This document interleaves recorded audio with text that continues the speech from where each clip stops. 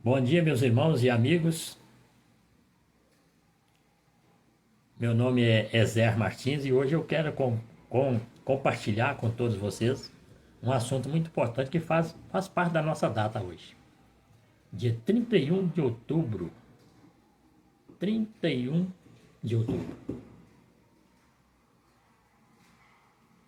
Eu estou vestido de preto, mas não é por causa de eu pertenço a alguma coisa não, porque é a camisa preta que eu achei a mais fácil lá para pegar, por isso que eu vesti de preto. Mas é normal para mim. Qualquer dia eu posso vestir essa camisa, não precisa ser só hoje não. Ah, essa data de hoje é comemorada também o dia da Bíblia. O dia da Bíblia. E o protestantismo hoje completa 505 anos que foi decretado assim, essa data. 505 anos. Porque em 1517 teve uma pessoa que fez a diferença. Ele fez a diferença. Tem muitas pessoas que não gostam. É revoltado com isso até hoje. Porque na época em que essa pessoa fez essa diferença, ele fazia a diferença na escola desde criança, era um dos melhores alunos, ele era destaque. Então eu quero esse ensinamento, esse exemplo. Eu quero que os estudantes tomem esse exemplo. Porque aí ele continuou fazendo a diferença. Foi para a universidade e continuou fazendo a diferença. O nome desse homem é Arvinho Lutero.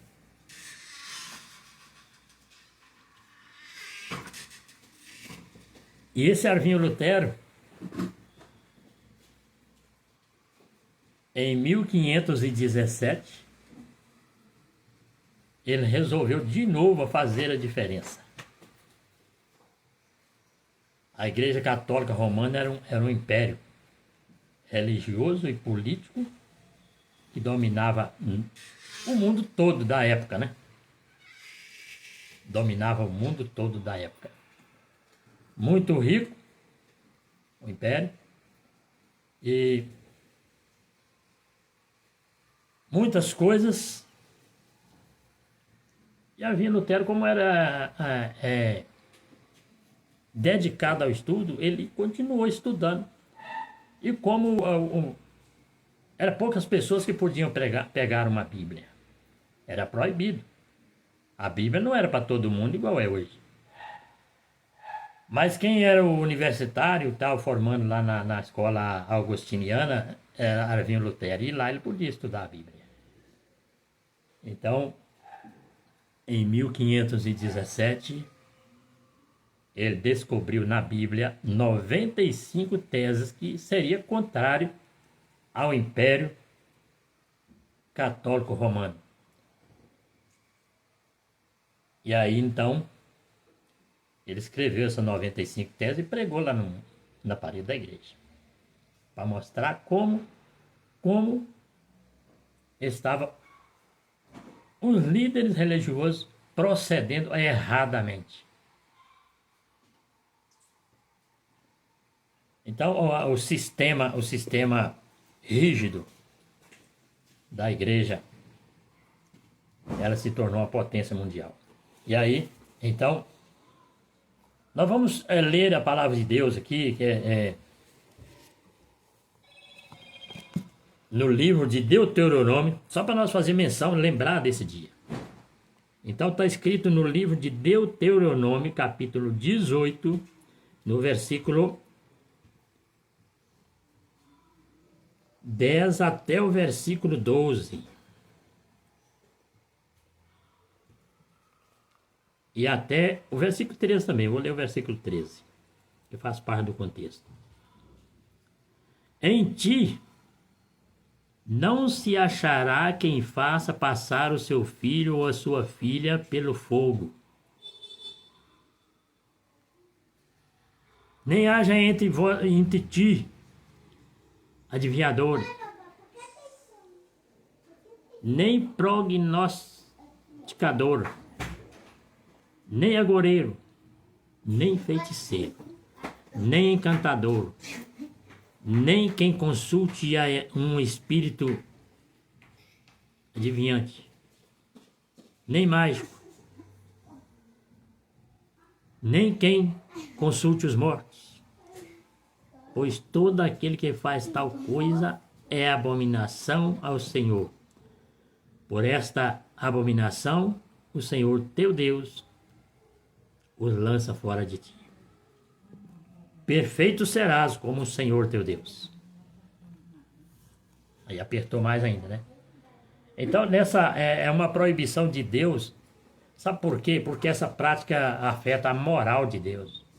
É um pecado terrível. É abominação. O que é abominação? A abominação é aquilo que Deus detesta no último grau.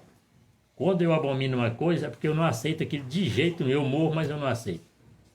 Como ser humano. Agora, Deus não morre. Deus é eterno. Então, ele não aceita. Então, quem sofre a consequência é quem pratica essas coisas. Nós devemos a Deus, o nosso Criador, a adoração. Devemos a Ele o louvor. Então, nós não podemos colocar outro ser nenhum no lugar de Deus. E nessa data também nos faz lembrar de uma coisa. Quando as pessoas vestem de preto, em grupo, né? Grupo vestido de preto,